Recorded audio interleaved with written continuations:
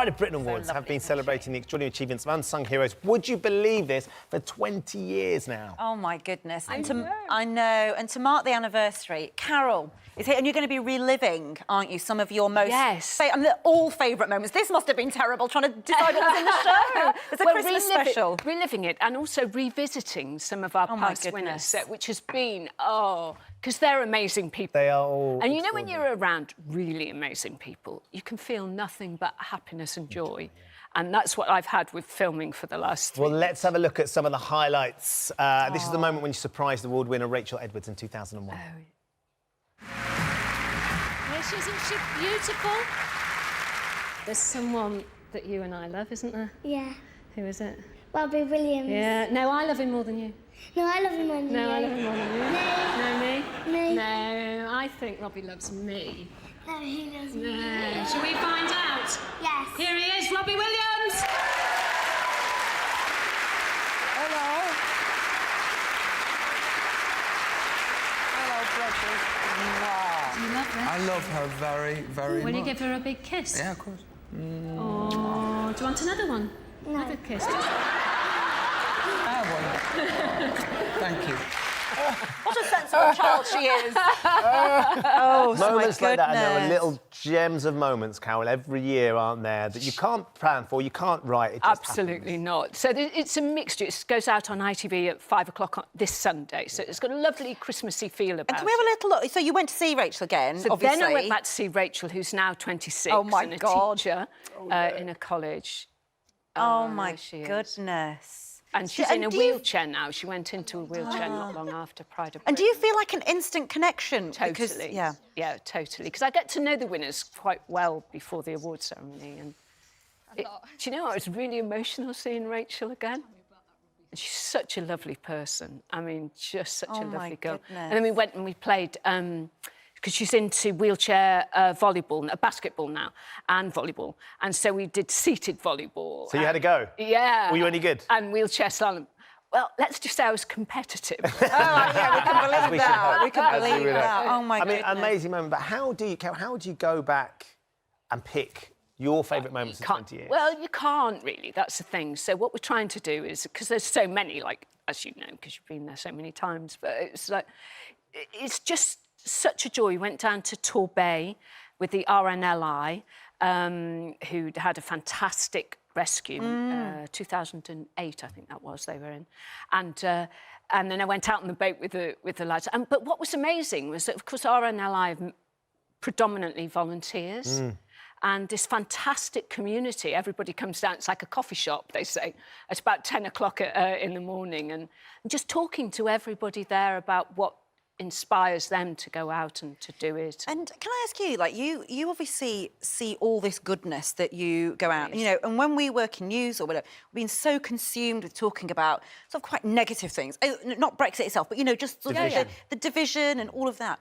Do you find that you actually feel, you know, you feel really positive quite a lot because you have this in your life? I have it in my life, and and you get a different view of Britain in a way. Yeah, because I don't, forgive me, watch any news that's like shouty. I can't be bothered. And I just off. I don't have anyone in my life who is shouty or negative in any way. I work now at BBC Radio Wales, which you know, Sean, and in Cardiff, and it just, everyone's like so lovely and happy, and that's my life. That's what you want. That's all I have. And that's what we get with Pride of Britain. I think one of the things that's lovely as well, though, and it must have been great to look back, Carol, and see, because we saw sort of the 20 years is quite a long time. It is a long And to be able to chart 20 years in outfits, Carol, I know it's not necessarily the thing we should be concentrating on, but fashion and hairdos as well. That was the first thing that Ranveer said, your short hair. Short hair. And these great, look at those outfits. Oh, my. Yeah, some better than others. You look amazing. All sensational. And, you know, when you... Thank you, Ben, for that. You do look amazing. And do you find this, that during the year... I know you say you don't watch news or whatever, but when you hear or read things, you think, I bet they'll be in the list next year. Can you already spot it? You go, yes, I do. Gosh, they're a real contender next year. Absolutely. And people on social media send, you've got to have a look at this one. And I do pass that on to the team. Yeah. Because there's a team, as you know, running all year round, really, looking at things, as well as, obviously, the nominations, which we respect most of all. So yeah, and there's all of that, and there's like a Pride of Britain family now. So my very best friend, Pepe, she won Teacher of the Year in 2008. That's where I met her. Oh, my goodness. Yeah, she's Bristol. I live in Bristol, as you know. And yeah, we go out. She's the loudest woman I know. She's the best, you know, Gavin and Stacey's on the Christmas Day. Yes, She's the it best is. Nessa impressionist out there. And yeah, we just laugh. It's an amazing thing, though, isn't there? Because we've been lucky enough to do the Good Morning Britain Young Fundraiser Award well, since Good Morning Britain's been going. And I've been lucky enough to be there and present the award over the years to... We had Aaron this year, of course, who was just remarkable, young Aaron Hunter. And then the year before was young Edward Mills, at 8, was the youngest boy ever to climb the Old Man Ahoy.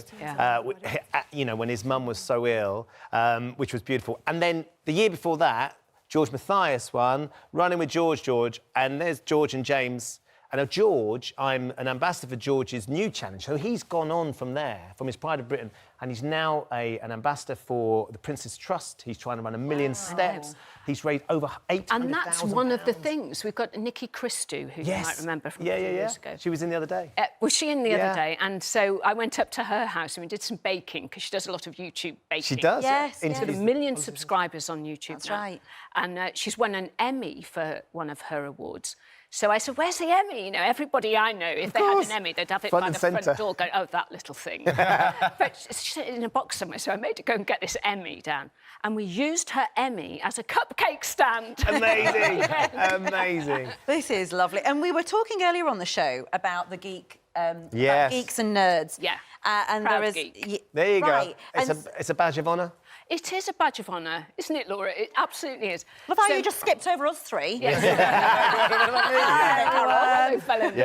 She's made a So judgment. my daughter, Katie, is a research scientist in nanotech at Cambridge. And I'll ring her up and go, hello, geek nerd child, how are you? And did you call her that when she was little, though? I think the point... So that we had a lady on earlier who said she's done research on it, and actually people with high IQs can be bullied, it can be horrible, and that these terms are divisive, and that they should be... She was going so far as to say it should be a hate crime to use that kind of language. My age group... No, well, that's a bit over the top, isn't it? But, I mean, my age group, you might have, you know, people might have taken the mick out of you for it. Nowadays...